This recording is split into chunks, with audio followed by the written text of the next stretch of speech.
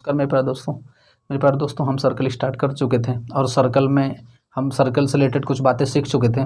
आज हम उससे आगे चलते हैं। चलिए दोस्तों, तो देखिए यहाँ पर मान लीजिए अब इसका सेंटर दोस्तों, इसका सेंटर ओ है दोस्तों। मान लेते हैं कि यह पॉइंट ए है और ये पॉइंट बी है। अब ये जो ए और बी है यह केंद्र पर दोस्तों मान लेते हैं कि यह केंद्र पर कुछ कोण बनाता है एक्स अंश। और दोस्तों ए बी क्या है, ए बी एक चाप है। अब दोस्तों ए बी चाप ए बी के द्वारा केंद्र पर एक्स अंश का कोण बनता है। अगर इसी चाप से वृत्त के मान लीजिए यहाँ पर ये पॉइंट ले लेते हैं। अब ये दोस्तों ये पॉइंट है, अब इस पॉइंट से ऐसे मिला दें। अब दोस्तों जो यहाँ पर कोण बनेगा इस कोण का आधा बनेगा। कहने का मतलब यहाँ पर मान लीजिए इसका क्या है, इसका दे देते हैं यहाँ पर y अंश है। तो दोस्तों इन दोनों में रिलेशन क्या होगा, जो x अंश का वैल्यू होगा y अंश का 2 गुना होगा।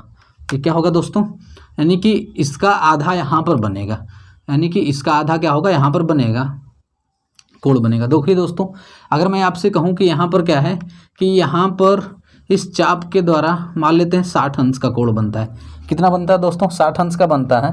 अब देखिए तो पॉइंट से होकर के सर्कल के परिधि के किसी भी बिंदु पर जाए और यहाँ पर जो कोण बनेगा इसका आधा बनेगा दोस्तों हमेशा। अगर यहाँ पर 60 अंश का कोण दिया है तो यहाँ पर कितना बनेगा दोस्तों, यहाँ पर 30 अंश का बनेगा।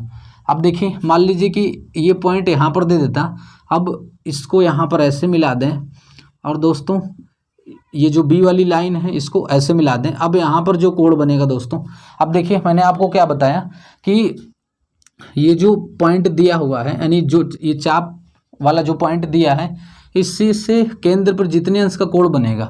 अब अगर इसी पॉइंट से इस परिधि पर, सर्कल के परिधि पर कहीं पर भी पॉइंट ले लें दोस्तों, कहीं पर भी पॉइंट ले लें तो ये यहाँ पर जो कोण बनेगा इसका आधा बनेगा दोस्तों। यहाँ पर अगर 60 अंश बन रहा है तो यहाँ पर कितना बनेगा, 30 अंश बनेगा।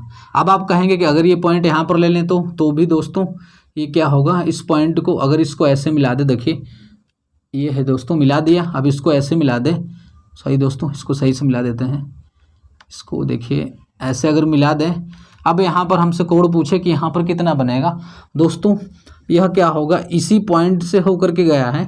अगर यहाँ पर 60 अंश है तो यह 30 अंश ही बनेगा यहाँ पर। यानी कि क्या होगा दोस्तों कि किसी चाप द्वारा केंद्र पर बना कोण, अब उसी चाप के द्वारा सर्कल के परिधि पर कोई भी बिंदु ले लें, अब उसी चाप के द्वारा मिलाने पर यहाँ पर जो कोण बनेगा केंद्र पर बने कोण का हमेशा आधा होता है दोस्तों।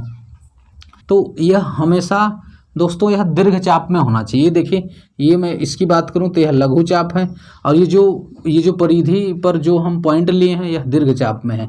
मतलब कि ये जो ए बी चाप है यह लघु चाप है और ये देखिए जो दोस्तों जो हम पॉइंट लिए हैं यह दीर्घ वाले चाप में है। यानी कि इधर देखिए ये दीर्घ चाप है तो दीर्घ चाप में पॉइंट होना चाहिए। अब अगर चलिए दोस्तों यह एक सर्कल है। अब देखिए मान लीजिए इसका सेंटर सी है। अब यहाँ पर एक पॉइंट ले लेते हैं पी और ये पॉइंट है क्यू। अब ये जो चाप पी क्यू है यहाँ पर देखिए यहाँ पर ये